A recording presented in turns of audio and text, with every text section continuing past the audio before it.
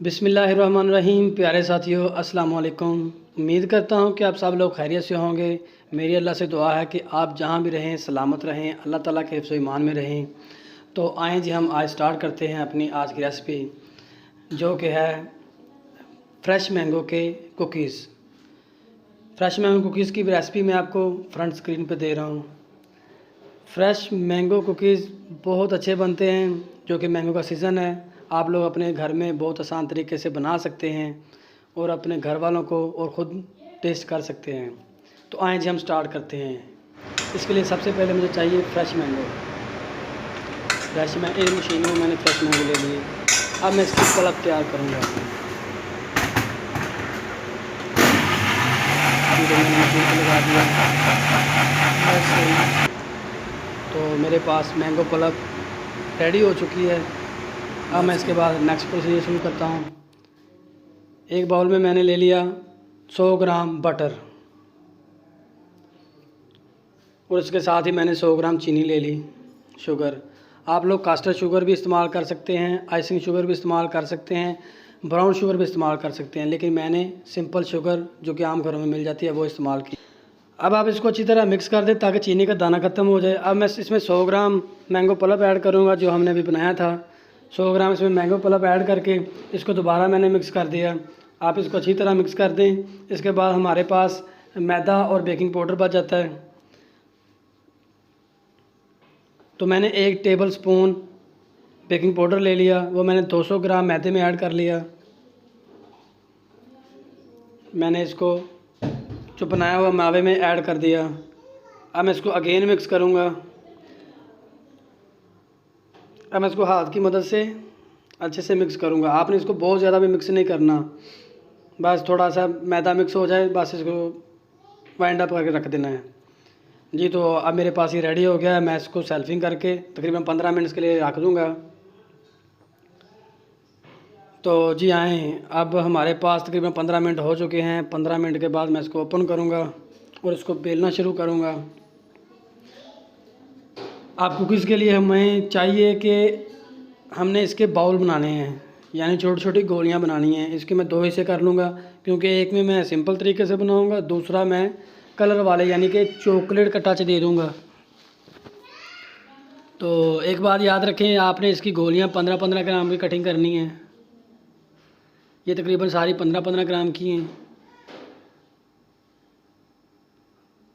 तो अब जो दूसरा हमारे पास बचा था उसके मैंने 2 हिस्से कर लिए। एक में मैं कोको पाउडर ऐड कर रहा हूँ 10 ग्राम। तो अब इसको अच्छी तरह फिर मिक्स करूँगा।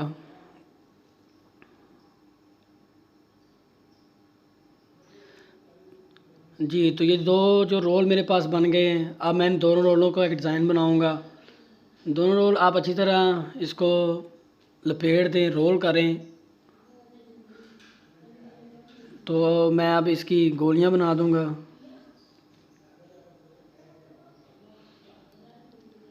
ये गोलियां भी आपने तकरीबन 15-15 ग्राम की कटिंग करनी है।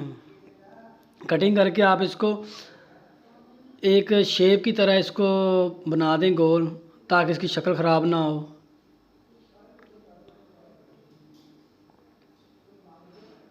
तो अब इसके साथ ही मुझे चाहिए एक बेकिंग ट्रे, जिसके साथ मैं इसको बेक करूँगा ओवन में जी। तो मैंने एक बेकिंग ट्रे ले ली। इसके अंदर नीचे में मैदा यानी फ्लोर इसको स्प्रिंकल कर रहा हूँ।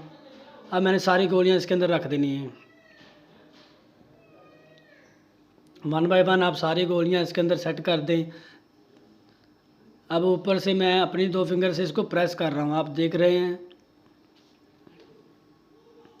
अब इसके अंदर मैं कोई ना कोई टॉपिंग करूँगा। तो मैंने आलमंड यानी बादाम ले लिए, उसको मैंने जेल के अंदर उसको मिक्स करके इसके अंदर टॉपिंग कर रहा हूँ। जेल इसलिए लगाई ताकि शाइन करें ये जी। तो मेरे पास ये फाइनल रेडी हो गया है बेकिंग के लिए। अब ये जाने लगे हैं। अब मैं इनको बेक करने लगा हूँ जी। तो मेरे पास ये बड़ा ओवन है, पिज़्ज़ा ओवन जो होते हैं, बड़ा ओवन है। मैं इसके अंदर बेक करने लगा हूँ। तकरीबन 20 से 25 मिनट लेगा बेकिंग के लिए। तो 180 टेम्परेचर मैंने इसका रखा है।